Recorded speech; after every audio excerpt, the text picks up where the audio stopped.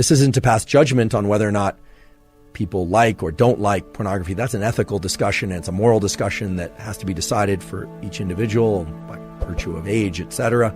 This is a serious concern. The discussion is happening now. I always say a picture is worth 1,000 words, but a video is worth 10 million pictures. Video, and in particular action that gets us in a kind of a primitive mode, that is an extremely alluring visual image. I mean, this is the reason why we're so drawn to things like Instagram scrolling. It's like text, video, or the enormous popularity of TikTok.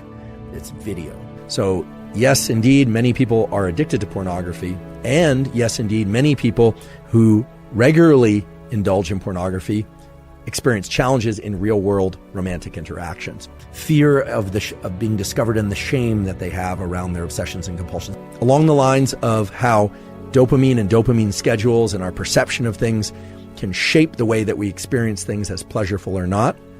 There are beautiful studies mainly looking at sugar appetite and our sense of pleasure from sweet things. And essentially the results that come out of this are the following. If you ingest something that you like, it tastes good to you, but then you ingest something that's even sweeter or even more savory, and then you go back to the food that you ate previously, well, you don't like it as much. How much dopamine is in our system at any one time compared to how much dopamine was in our system a few minutes ago, and how much we remember enjoying a particular experience of the past, that dictates your so-called quality of life and your desire to pursue things. Dopamine is perhaps one of the most powerful molecules that any of us has inside of us, and the one that we ought to all think very carefully about how we leverage. Try removing multiple sources of dopamine release, or what used to be multiple sources of dopamine release, from activities that you want to continue to enjoy or that you want to enjoy more. How much dopamine you experience from something depends on your baseline level of dopamine when you arrive there and your previous dopamine peaks. This is why when you repeatedly engage in something that you enjoy, your threshold for enjoyment goes up and up and up. That's what we call addiction. When somebody pursues a drug or an activity that leads to huge increases in dopamine, it should become obvious why things like pornography, not just the accessibility of pornography, but the intensity of pornography, can negatively shape real-world romantic and sexual interactions. That's mostly about people's orientation toward attachment. People form these associations, whether or not through experience or through indirect experience, observing others. But then what happens is it doesn't have that same fulfilling aspect to it. And it tends to remove the excitement and the pleasure of the very activities that we are engaged in. Any activity that evokes a lot of dopamine release will make it harder to achieve the same level, and certainly the greater level of dopamine through a subsequent interaction. And so this really speaks to these peaks and valleys in dopamine that I mentioned before, and how your experience of anything is going to depend on your prior experience of other things that evoke dopamine. The most important thing is to understand are that these dopamine pathways really are under your control, so that you can modulate and adjust your levels of dopamine in the ways that serve you best. That there is a common path to the treatment and recovery from essentially all addictions. And there's a deep, deep satisfaction that comes from understanding, okay, there wasn't anything wrong with me or what I was doing or anything at all. It was just there was something wrong with the approach I was taking, which was layering in all these sources of dopamine and dropping my baseline. Dopamine is this universal currency.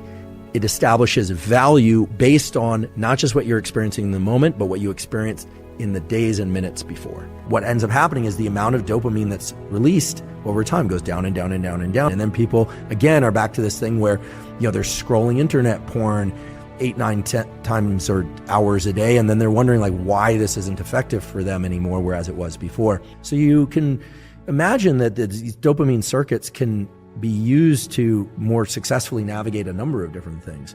I'm not trying to say that all pornography is bad, but there are good data to support the idea. And there's an additional issue with pornography, which is not often discussed, which is that the brain is a learning prediction machine.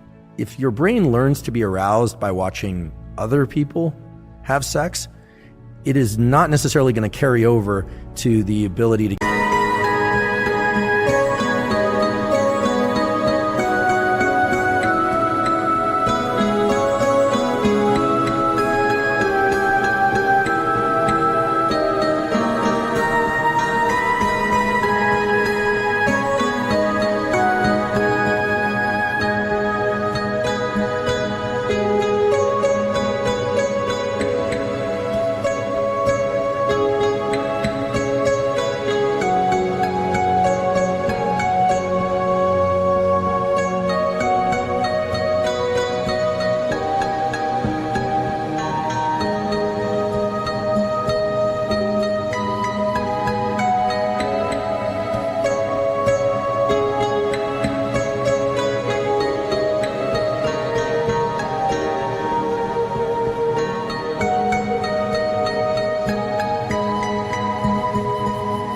get aroused when you're one-on-one with somebody else, right? Many people who become addicted to things have this feeling that normal life isn't interesting enough, that they are seeking a supernormal experience, and that the day-to-day routine, balance, the word balance itself can sometimes be a bit of an aversive term for people. And here I'm approaching this only through the lens of biology.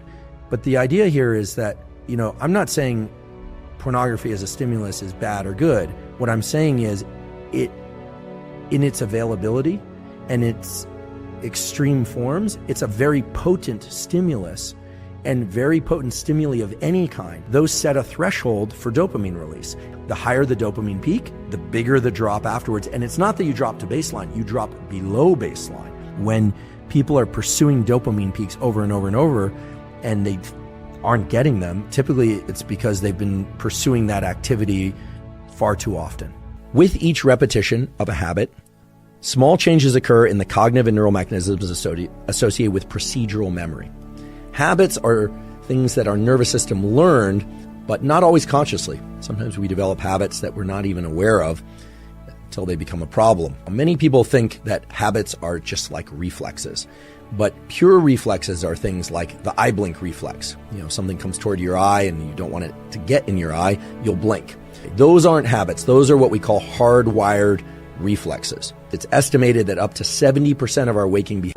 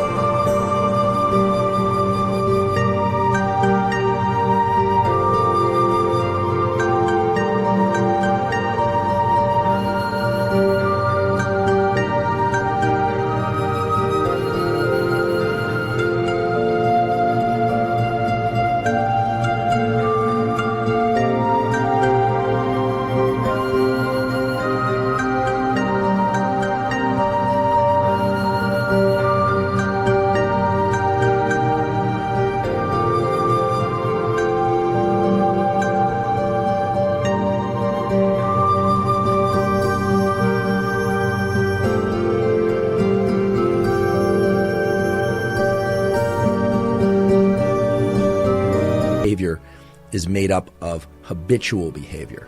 We are very habitual, and we tend to do things more or less over and over in the same way unless we intervene in ourselves. That's just the way that we are wired. I mean, in theory, all the things that we're talking about with pornography could be superimposed onto food or could be superimposed onto real sex, right?